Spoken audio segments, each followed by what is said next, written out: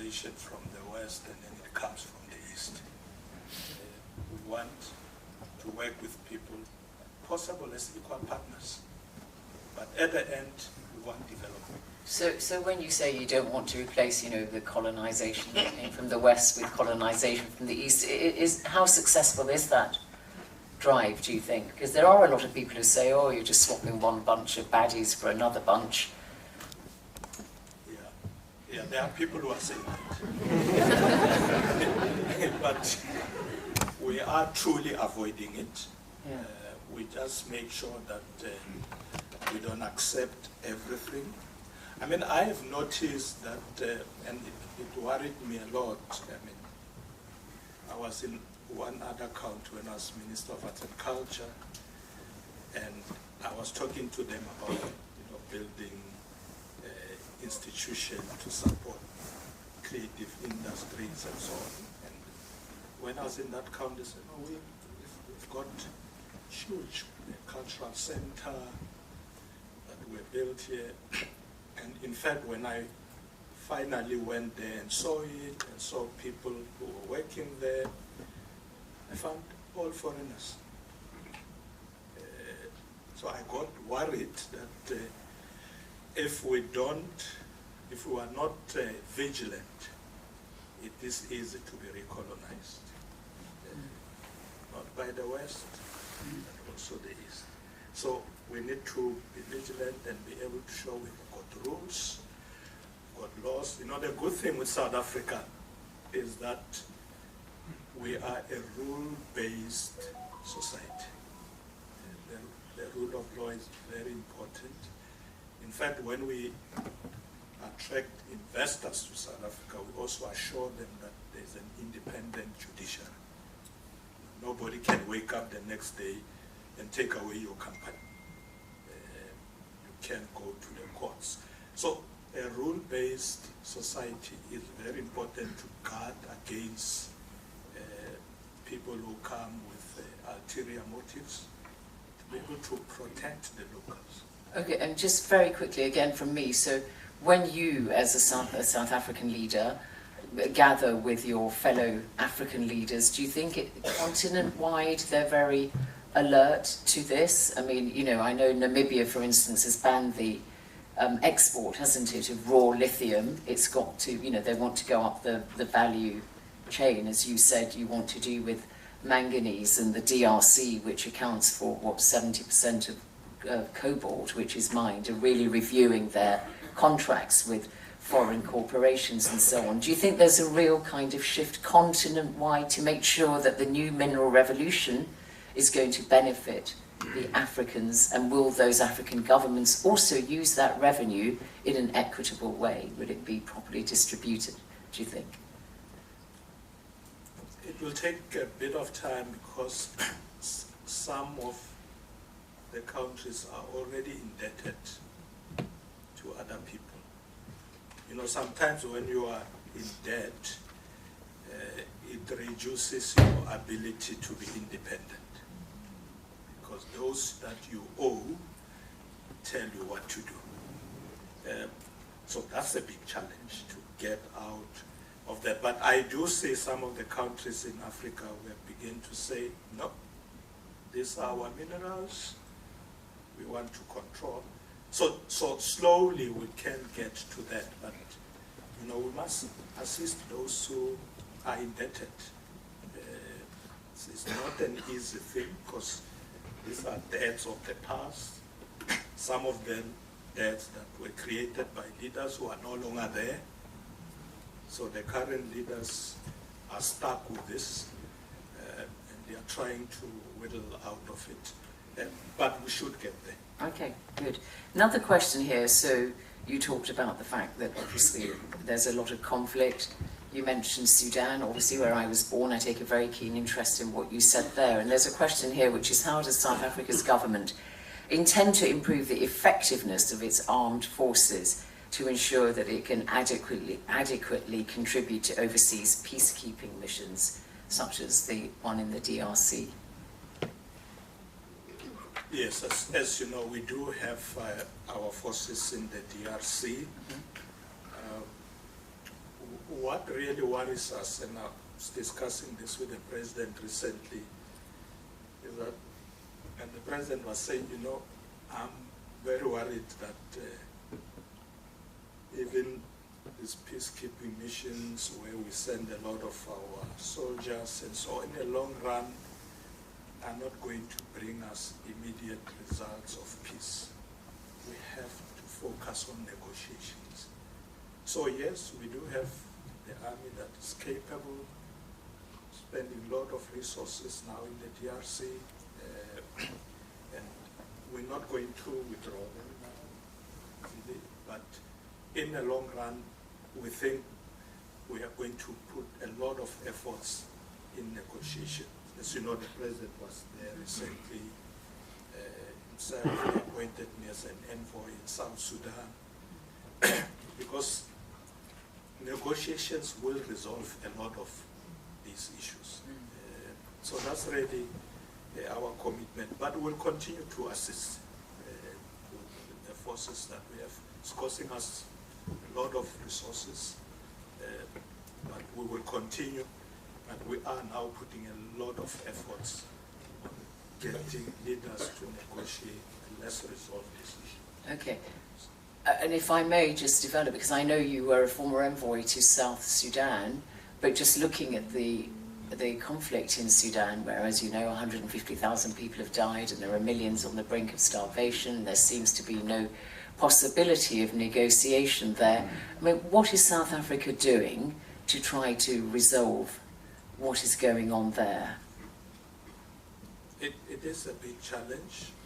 As you say, the president has not asked me to get involved there. He himself has been looking into that matter, on how we can get the leaders there to negotiate and stop the war.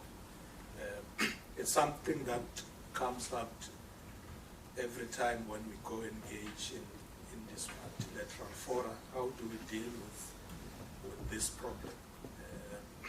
Even when I was in Ireland, that was a big issue to say how do we resolve the challenges of the Sudan. We have to, because we know how a lot of communities there have been destroyed, people killed. So we're going to continue with that. You don't think, because there's a lot of talk about civilian protection forces, not a peacekeeping force, because there's no peace to keep. Is that something that you think the African Union might throw their weight behind? The African Union might throw its weight behind that. They are looking at various solutions.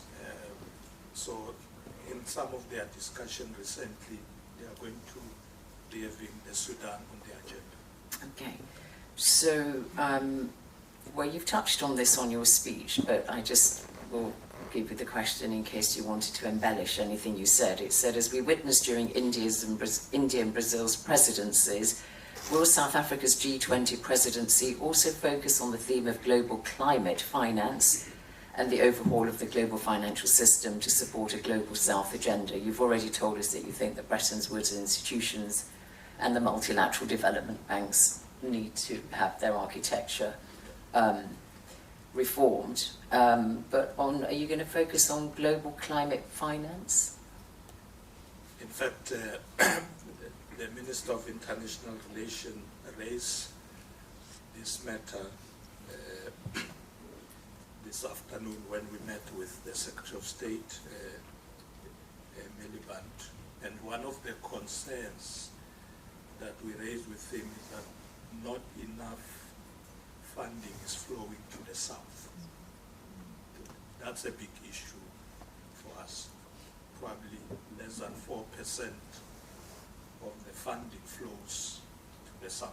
You were being very diplomatic when you said not enough. I mean, as you quite rightly say, it's a drop in the ocean. But yes, sorry, carry on. It's a big challenge. Yeah.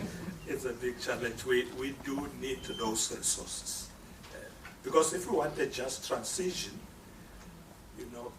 we have to deal with the fact that many people in Mpumalanga are employed in the coal mines. You can't wake up tomorrow and close them. So I said to the Secretary of State, we also need to train and retrain these people for new opportunities. But anyway, when we engaged with them, they said, "Oh, you are quite right, we will support. But we must see that support. In real terms, it must come." Okay, another question on, since we're on the G20, which is, what other themes can we expect to see at the G20 summit in South Africa in 2025?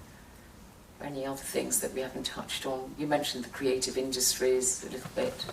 Yeah. What else? You talked about the Sustainable Development Goals, a renewed push there, you thought. Solidarity. Collaboration, sustainable development. You know, Maropene has been working a lot on the SDGs, so we're going to look at that and try and bring a lot of those on board. We want to make our presidency of the G20 to be different. Must be action-oriented. You know, I was telling the team in my office when I was appointed Deputy President again, and they said, "What do you want to prioritize?" I said to them, the speed of execution.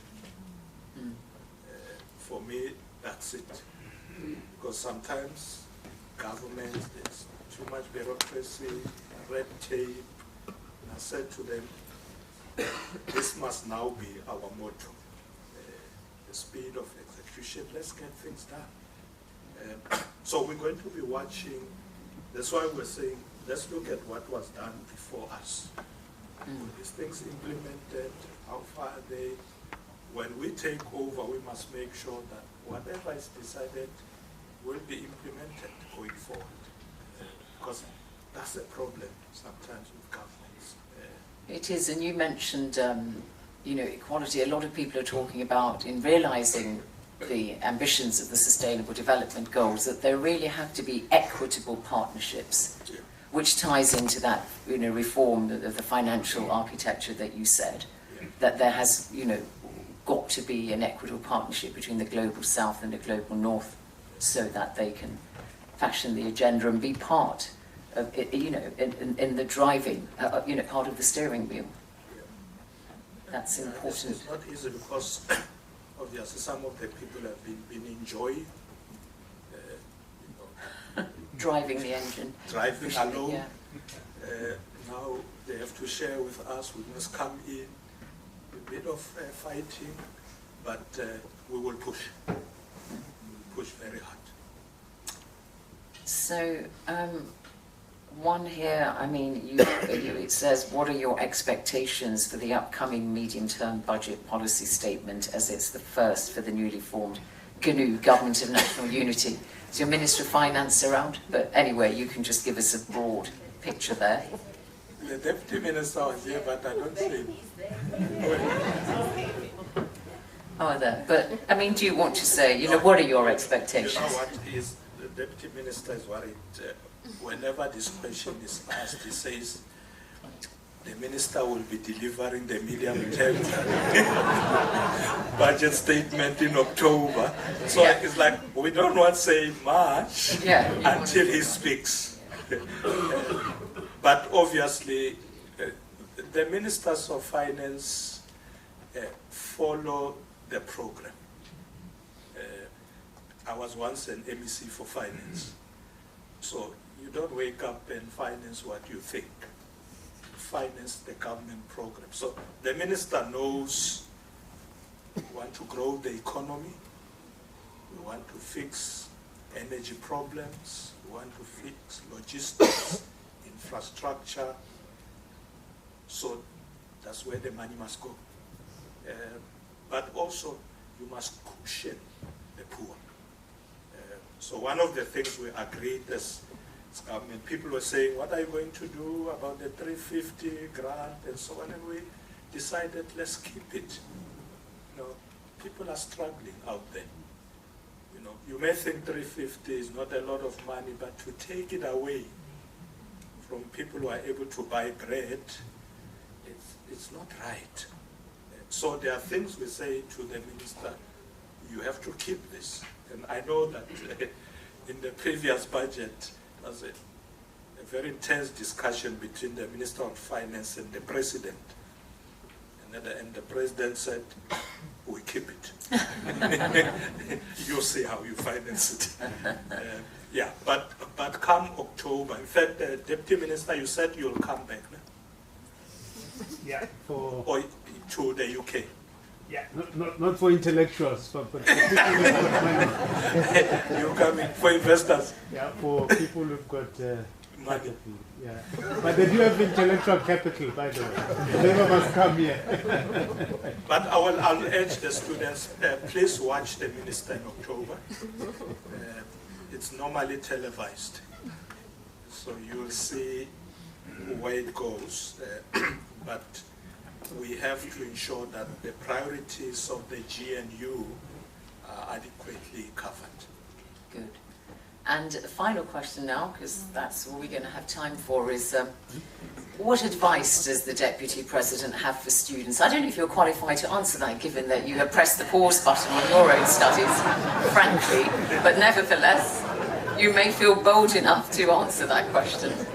It was, what advice does the Deputy President have for students? You must be disciplined. You must be disciplined when you study.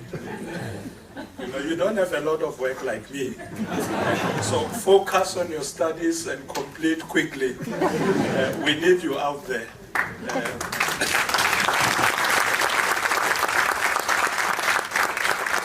Sorry, I'm told I forgot to acknowledge the High Commissioner of the UK in South Africa. He's here with us. And by the way, he's the one who was helping to arrange most of these engagements. Thank you. Well, we thank you also, High Commissioner. And South Africa's High Commissioner in the UK, yes. But to all the students, I wish you well. And as I said, I'm sure having seen all of you, I'll be able to juggle between GNU and studies from SOAS. Thank you very much. So, Your Excellency,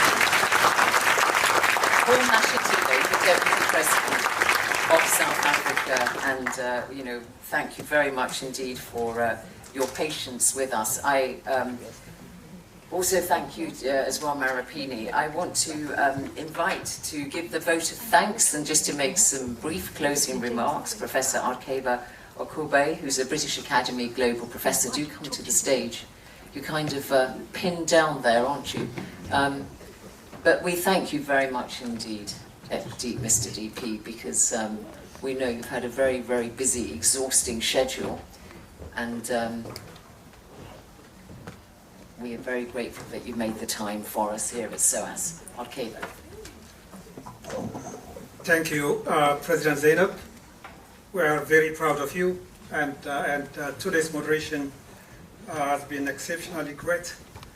I would like to thank my South African brothers and sisters for sharing with us the update after this GNU, which is a new concept and a new experiment, I believe, and also with the occasion that South Africa will be a member of the host of G20 in the coming few months. So it's extremely a privilege for all SOAS community, students, staff, leadership of the school, to listen to your presentation and have learned a lot. I've been following South Africa's economic path and political process for quite a long time. In my previous position as a policymaker and also former mayor of Addis Ababa. When I was the mayor of Addis, President Mbeki at that time said in 2003, have a sister city established with Johannesburg. And he said, close to my ears, Johannesburg is a rich city and we must try to come together. And we signed Sister City Agreement in 2003 in Johannesburg, and have been following closely South Africa. I must mention I'm a very proud SOAS alumnus. And all students at SOAS, you must be proud of this school because this is an extraordinary educational institution. And because of this, I want to highlight 2-3 points why SOAS is unique. The first thing is, it's a school that entertains all type of views